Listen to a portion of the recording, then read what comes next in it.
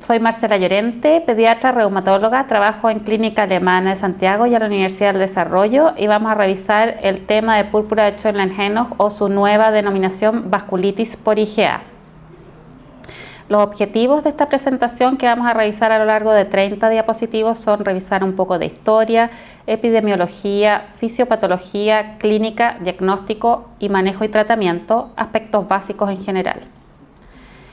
Con respecto a la historia de vasculitis IgA, hace más de 200 años ya hay descripciones clínicas de casos de pacientes compatibles con púrpura de Schönlein-Henoch. El médico inglés William Heberden describió 2 niños que ustedes pueden leer en la diapositiva, que son muy compatibles con lo que nosotros conocemos hoy como púrpura de Schönlein-Henoch. Luego, en 1808, Robert Whelan incluye la descripción de las lesiones dermatológicas dentro de sus tratados conocidos de lesiones dermatológicas, y más tarde el médico alemán Johann Schönlein en 1829 acuña el término púrpura reumática, en la cual describe muy bien las lesiones dermatológicas y también el compromiso articular, y su discípulo Eduard Henoch en 1868 agrega el componente digestivo y renal a la descripción de Johann Schönlein. Desde entonces se comenzó a usar el término de púrpura de Schönlein-Henoch, y recién desde el 2012 se decidió el cambio a su denominación vasculitis IgA, que es la que hoy debiéramos estar usando. En la base de la diapositiva ustedes pueden ver las fotos de los distintos médicos que fueron muy importantes en esa época, ya que realizaron un excelente trabajo descriptivo de esta condición. Algunos aspectos de la epidemiología de vasculitis IgA. Es la vasculitis sistémica de mayor frecuencia en pediatría. Le sigue el Kawasaki, que es un tema que todos conocen, y por lo tanto debiéramos saber aún más de vasculitis IgA o púrpura de Schönlein-Henoch. Su incidencia es reportada de entre 3 y 26 casos por 100.000 niños menores de 17 años, pero su presentación es más frecuente entre los 4 a 6 años, por lo que si revisamos la incidencia en este grupo de niños, su incidencia es de aproximadamente 70 casos por 100.000 niños. Es levemente de mayor frecuencia en niños varones y mayor frecuencia de presentación en otoño e invierno, y en un 30 a 50% de los casos estaba precedido por infecciones de las vías respiratorias. Fisiopatología de esta vasculitis. Es una vasculitis de vaso pequeño con depósitos predominantes de IgA que compromete característicamente piel, tubo digestivo, articulaciones y glomérulos, pero puede comprometer cualquier órgano. Su fisiopatología no se conoce exactamente, pero hay un importante rol de la genética, del sistema inmune y de factores ambientales. En las siguientes 3 diapositivas vamos a revisar un poco de estos 3 aspectos. Genética. Es una enfermedad que es poligenética y hay muchos trabajos en distintas poblaciones que han descrito diversos genes asociados a mayor susceptibilidad o marcadores de complicaciones renales o incluso de protección de complicaciones digestivas. Pero hoy en día no son de uso clínico, ya que depende mucho de las poblaciones estudiadas y son de gran diversidad, por lo tanto solo reflejan lo variable y diverso que es este cuadro clínico. Desde el punto de vista de la inmunología, está descrito que hay una alteración de la glicosilación de la inmunoglobulina A1. Esto requiere además de algún otro factor gatillante para que en un organismo se generen anticuerpos de tipo IgG contra estas IgA con defecto de glicosilación.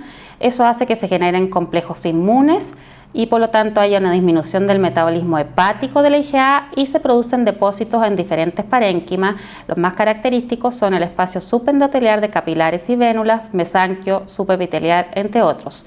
Estos depósitos gatillan toda una cascada inflamatoria con activación de complementos, interleuquinas, etcétera, produciéndose el cuadro clínico que conocemos. El ambiente. es muy importante y ya vimos que un cierto porcentaje que no es menor está gatillado por infecciones. Lo que más frecuentemente se describe son infecciones respiratorias, pero también pueden ser digestivas, cutáneas, urinarias. Y dentro de las infecciones respiratorias, lo que más frecuentemente se describe es el estreptococo, pero pueden ser virus, pueden ser micobacterias, diferentes etiologías, estafilococo, adenovirus. Por lo tanto, siempre vamos a tener que estar atentos cuando evaluemos un paciente si existe algún factor que pueda estar gatillando el debut de esta vasculitis. Cuando uno revisa la literatura se va a encontrar distintos reportes de casos en los cuales se sospecha asociación a vacunas, medicamentos, mordeduras de insectos, alergias alimentarias. En general son reportes de muy escasos casos clínicos, por lo tanto no hay por ahora ninguna indicación de no poner vacuna o no usar ciertos medicamentos en estos pacientes. A fines del año pasado se publicó un estudio que se realizó en 167 niños de las edades aproximadamente de 6 años, en los cuales se evaluó su relación con el púrpura de Schoenlen-Henoch y las distintas vacunas que recibieron durante ese año y no se encontró relación. Por lo tanto, no hay ninguna contraindicación formal para ninguna vacuna en estos niños. Ahora vamos a hablar del cuadro clínico en la vasculitis IgA. El 100% de los pacientes tienen compromiso cutáneo, pero es importante destacar que no todos lo tienen al principio. Hay un cierto porcentaje que puede presentarse después, lo cual dificulta su diagnóstico.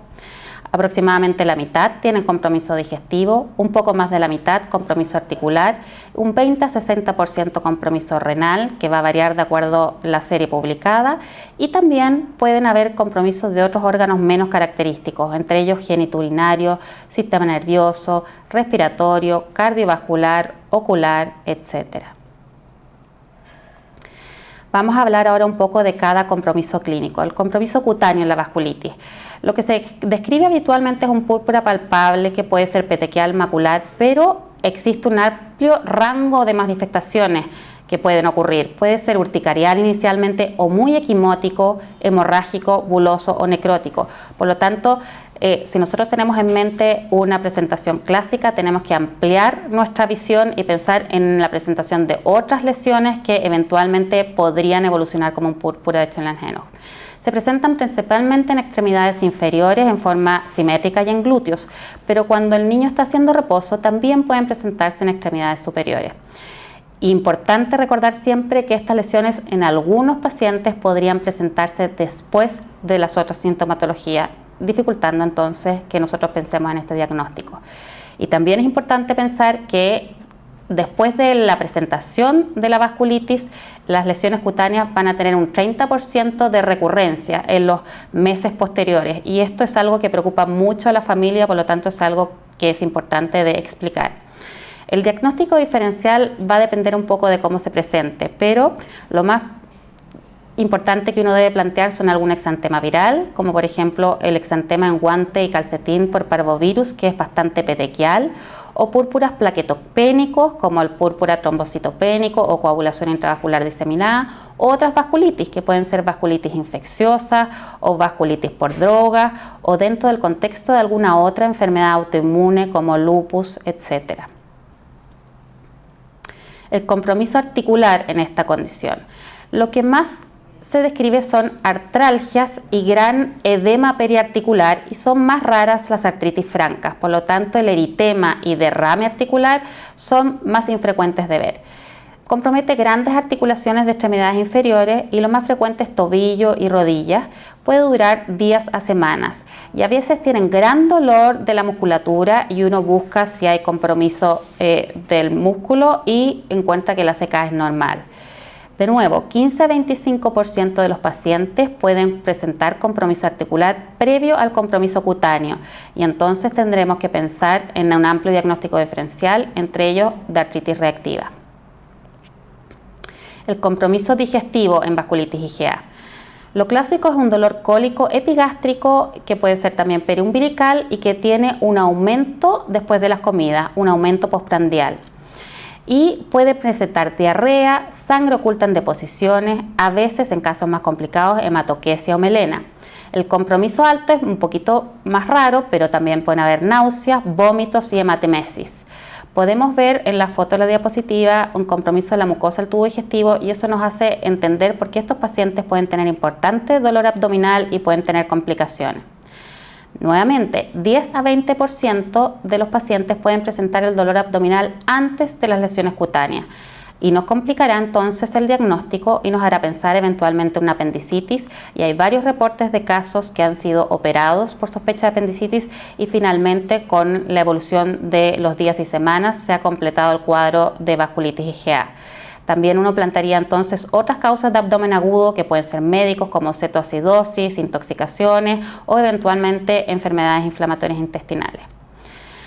El compromiso digestivo puede tener complicaciones y lo más frecuentemente reportado es intususcepción, que puede presentarse en hasta 2% de los casos. En general es de intestino delgado, ilio-ilial o iliocólica. Y en ese caso nosotros tendremos que pedir una ecografía y ustedes pueden ver la imagen característica en la diapositiva en que se diagnosticó una intussuscepción. Otras complicaciones más infrecuentes, pero no por eso inexistentes, son perforación, infarto, hemorragia masiva, pancreatitis, ilio paralítico, enteropatía perdedora de proteína. Compromiso renal en vasculitis IgA. El 20 a 60% de los pacientes van a presentar compromiso renal con nefritis, pero será de distinto grado. El 80% serán leves con hematuria y proteinuria de distinto grado, pero el 20% presentarán síndrome nefrítico o nefrótico. Lo importante a recordar es que del total de nefritis, el 85% se presentarán el primer mes después del debut del púrpura, el 91% luego de 6 semanas de transcurrido el debut y 97% luego de 6 meses. Por lo tanto, es fundamental tener presente que estos pacientes deberán ser seguidos independiente de su presentación inicial, que inicialmente pueden no tener compromiso renal y a lo largo de las semanas posteriores desarrollarlo. Factores de riesgo para tener nefritis son ser mayor de 10 años, de sexo masculino, tener síntomas digestivos articulares importantes, tener al inicio más de 15.000 leucocitos o más de 500.000 plaquetas o que el púrpura dure más de 4 semanas. También me gustaría resaltar que hay algunas manifestaciones infrecuentes de la vasculitis IgA que normalmente uno no tiene en mente cuando piensa en esta condición. Manifestaciones urogenitales: puede haber obstrucción ureteral, orquitis, epidimitis, hemorragia escrotal. En el sistema nervioso puede haber vasculitis cerebral, neuropatía periférica. En pulmón, hemorragia pulmonar, que pueden ser gravísimas. Otro tipo de compromisos: miocarditis, miositis, epiescleritis, uveitis anterior, etc. Por lo tanto, tenemos que ampliar nuestra visión y pensar que otras manifestaciones que nosotros no necesariamente tenemos en mente cuando pensamos en un púrpura de Schoenl-Langenhoek pueden ser parte del cuadro. ¿Qué vemos en la histología de esta vasculitis? En piel se ve una vasculitis leucocitoclástica con depósito de IgA, pero también podemos ver depósito de IgG, C3 y otros complementos. En las fotos podemos ver entonces una vasculitis leucocitoclástica que se ve en la dermis papilar y vemos acá depósito de IgA en la biopsia. En el riñón, en la microscopía de luz, podemos ver proliferación endocapilar del mesangio y crecentes. Y en la inmunofluorescencia, depósitos difusos de IgA en el mesangio y pared capilar. También podemos ver otros componentes como C3, IgG, IgM y fibrina, pero IgA1 será la predominante. En la microscopía electrónica veremos depósitos densos. Podemos ver entonces aquí las fotos que grafican lo que acabo de describir. Pronóstico de esta vasculitis. El 90% de los pacientes tendrá un curso autolimitado y se acabará la presentación del cuadro clínico en 6 a 8 semanas independiente de lo que nosotros hagamos. Pero un 30% de estos pacientes tendrá recurrencia y eso debemos explicárselo a las familias para que estén atentas y puedan consultar en ese momento. La morbilidad. Desde el punto de vista agudo, durante la presentación, lo que más molesta en general a los pacientes son la sintomatología digestiva y eventualmente articular, y debemos tratarla según su magnitud. En forma crónica, es la nefritis la que cobra importancia y pueden llegar a insuficiencia renal crónica o insuficiencia renal terminal. Se describen los distintos porcentajes de estas evoluciones porque las distintas series tienen distintos reportes, ya que son muy variables. El problema es que es difícil predecir qué pacientes van a ser los que van a evolucionar con compromiso renal importante. Entonces nosotros, si evaluamos desde el punto de vista de la clínica renal, vemos que más del 50% de pacientes con síndrome nefrósico o nefrítico tendrán un cierto grado de insuficiencia renal, o 40% si tienen síndrome nefrósico, un 15% si tienen proteinuria, menos del 5% si tienen hematuria o proteinuria mínima. Entonces hay este grupo, que es los grupos de pacientes que tienen proteinuria, que no necesariamente a uno le preocuparán, pero que van a llegar eventualmente a tener un daño renal. Si evaluamos ahora desde el punto de vista de biopsia renal, aquí tenemos la clasificación ISKDC, que es la que clásicamente se utiliza, que la clasifica en 6 tipos: 1, alteraciones mínimas; 2, proliferación mesangial; 3, 4 y 5, proliferación mesangial focal o difusa con distintos grados decrecentes; y 6, membrana proliferativa. Vemos que el grado 2 a 3 igualmente en 15% podrá tener una cierta evolución de daño renal. Entonces, también cuando realizamos la biopsia no vamos a tener una respuesta tan clara para predecir qué personas, qué pacientes van a ir a evolución mala desde el punto de vista renal. Y también está en discusión qué clasificación de biopsia se debe usar, dado que en esta clasificación no se observan y no se clasifican el daño túbulo intersticial ni fibrosis. Por lo tanto, se están evaluando en los últimos años si se cambian y se mejoran el tipo de clasificación para lograr identificar cuáles son los pacientes que debemos tratar más agresivamente y evitar el daño renal. Entonces, en conclusión, el pronóstico no es predecible tan fácilmente en los pacientes y se requiere seguimiento. Y puede haber enfermedad renal crónica incluso 20 años después de la resolución de los síntomas iniciales. Además, el embarazo es una condición de riesgo para los pacientes que hayan tenido un púrpura de una magnitud importante, ya que pueden tener hipertensión arterial, proteinuria, incluso preeclampsia. Entonces sabremos que este es un antecedente durante la edad pediátrica que no debe ser olvidado y se debe dar cuando estos pacientes se presentan en adultos. Algunos comentarios sobre clasificación y denominación.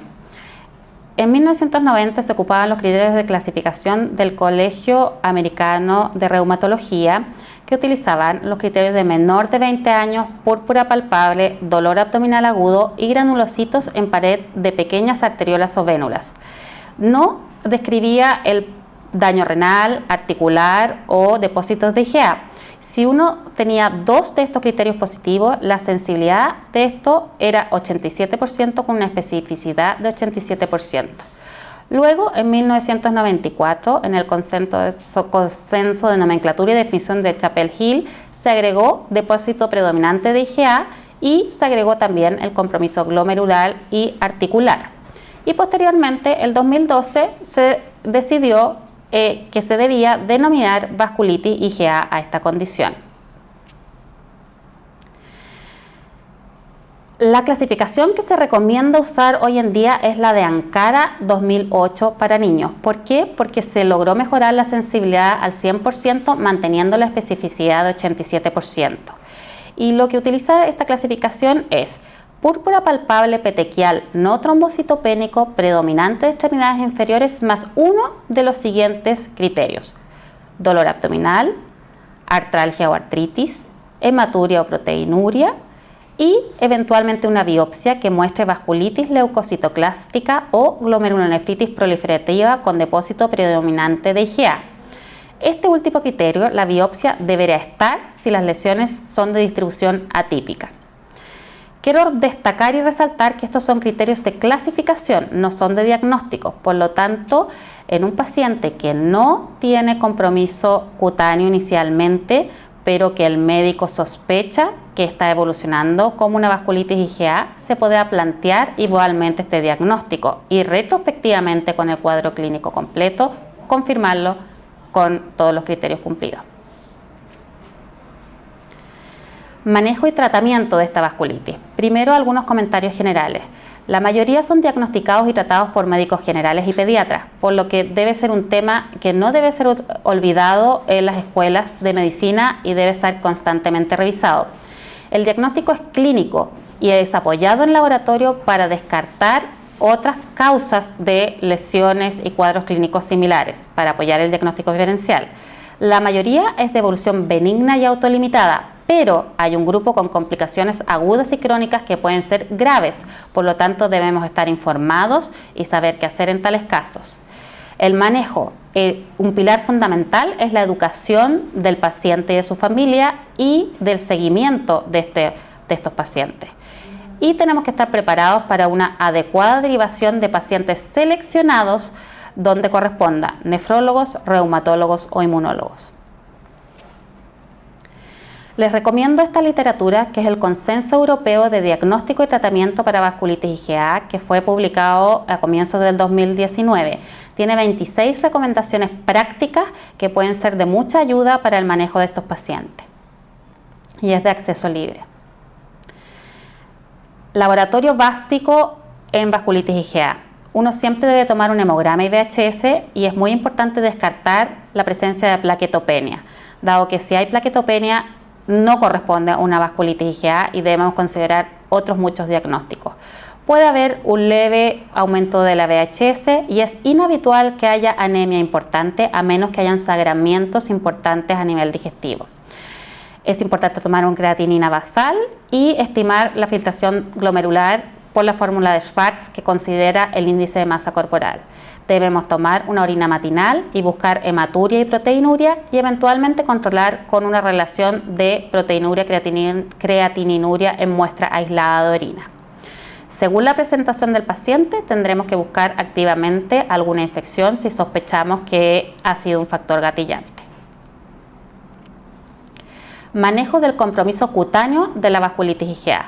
La primera indicación es el reposo y solamente utilizaríamos corticoides si el compromiso cutáneo es severo, con gran edema, dolor y muchas lesiones.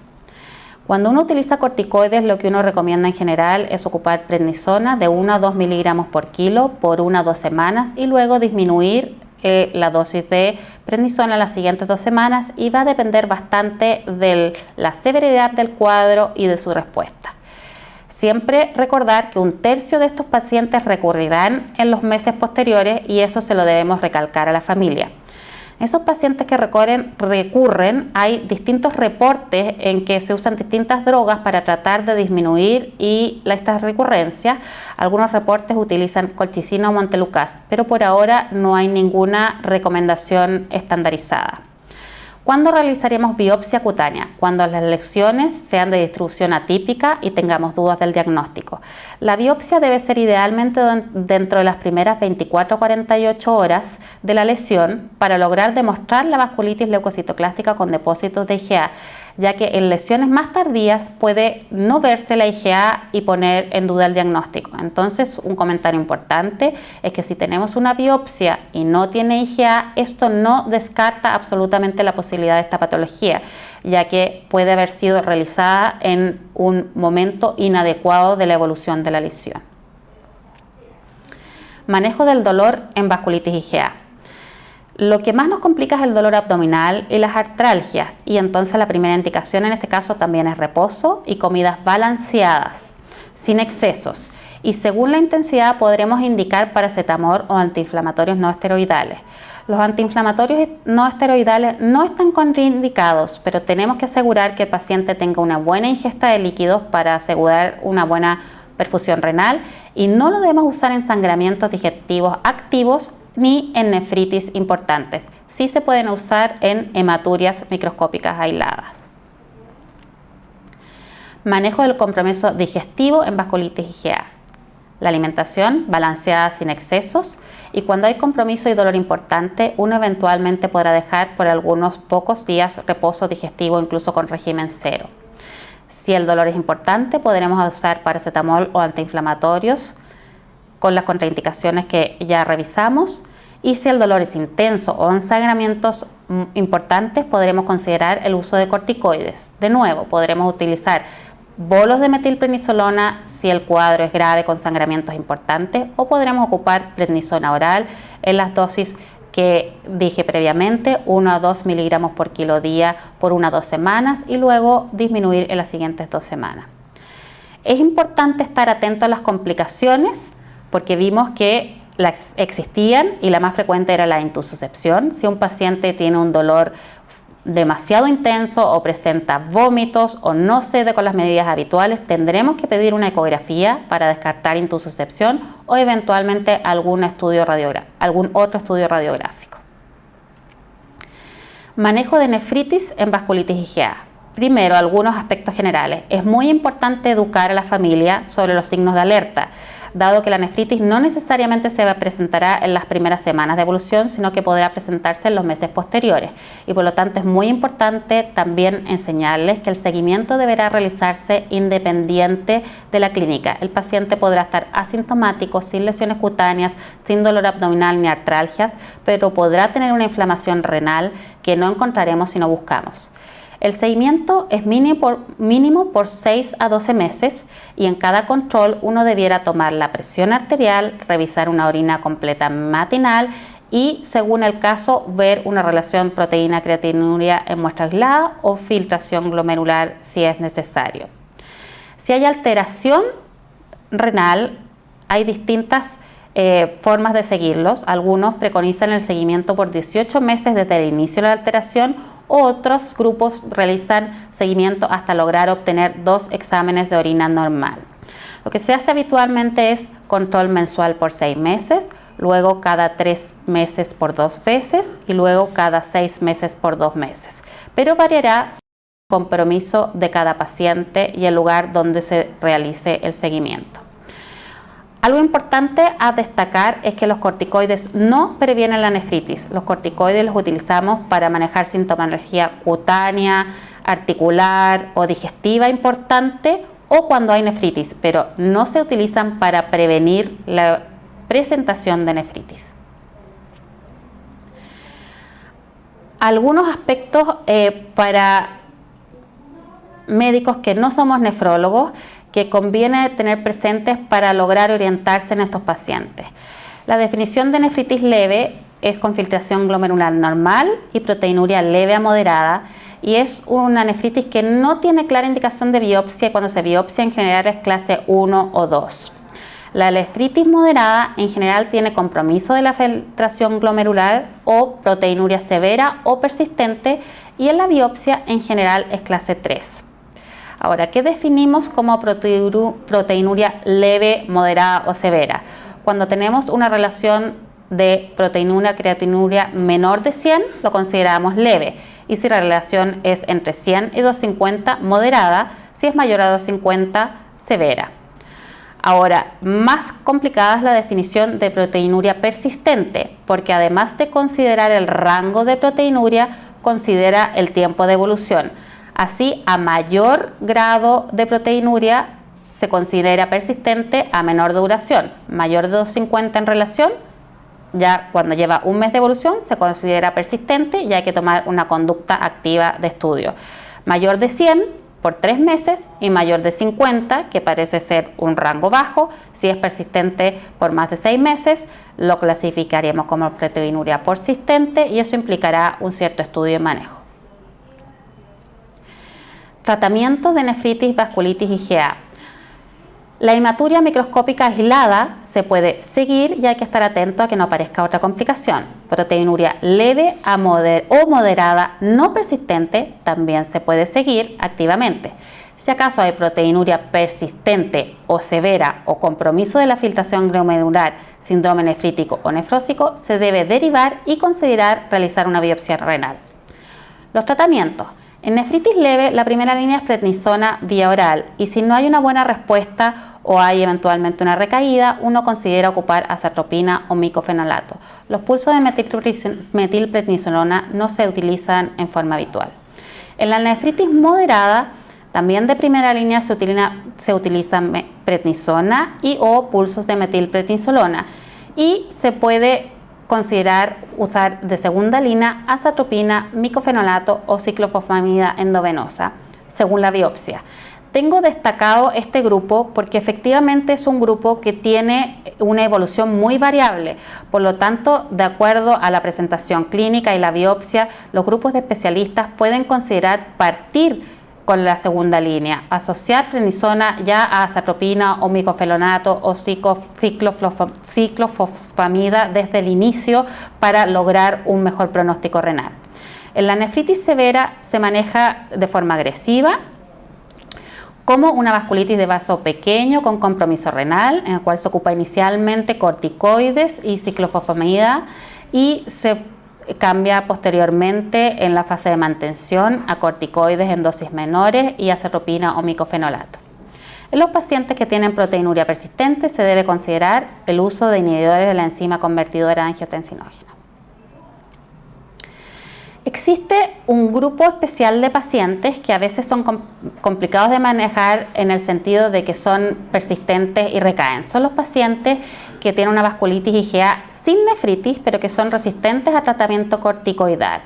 Son niños en los cuales se presenta un compromiso digestivo articular importante. Uno indica el tratamiento con prednisona inicial y luego de las 3 o 4 semanas vuelven a recaer. Uno debe reiniciar prednisona y entonces se comienza a alargar el tratamiento corticoidal y uno quiere evitar los efectos adversos del corticoide y comienza a considerar qué otra droga podría agregar para manejar mejor este cuadro y llevarlo a la resolución.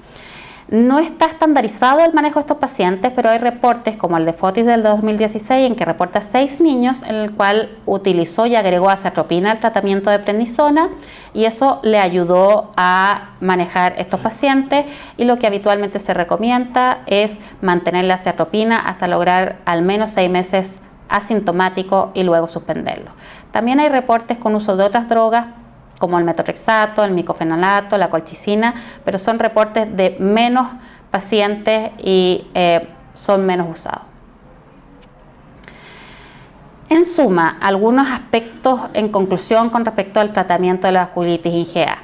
En general es por pediatras. El tratamiento es sintomático, el reposo, el uso de paracetamol y antiinflamatorios son las bases fundamentales y la educación es un pilar que nunca debe ser olvidado. Debemos enseñarle a los padres los signos de alerta, por ejemplo, orinas oscuras o orinas espumosas en el caso de proteinuria para que consulten en forma precoz y que deben seguirse. Y les recomiendo el sitio www.printo.it donde encontrarán educación muy importante y actualizada con respecto a esta patología. Tenemos que estar atentos a complicaciones que podrán ser agudas desde el punto de vista digestivo y crónicas que podrán pasar bastante desapercibidas, por lo tanto nosotros tenemos que estar muy atentos y seguir la parte renal. Considerar corticoides en las situaciones antes descritas y tener presente que hay algunos escasos pacientes que podrán presentar compromiso orgánico muy severo, que podrán necesitar tratamiento inmunosupresor o incluso plasmaféresis. Y tenemos que estar preparados para seleccionar los pacientes que debemos derivar a los subespecialistas necesarios. El seguimiento es fundamental, el examen físico debe incorporar la toma de presión arterial y el examen básico es orina completa, eventualmente una relación proteinuria-creatinuria en muestra aislada y debe ser mínimo por 6 a 12 meses. Muchas gracias por su atención y espero estos datos le ayuden en el manejo de estos pacientes que, como ustedes ven, son bastante frecuentes.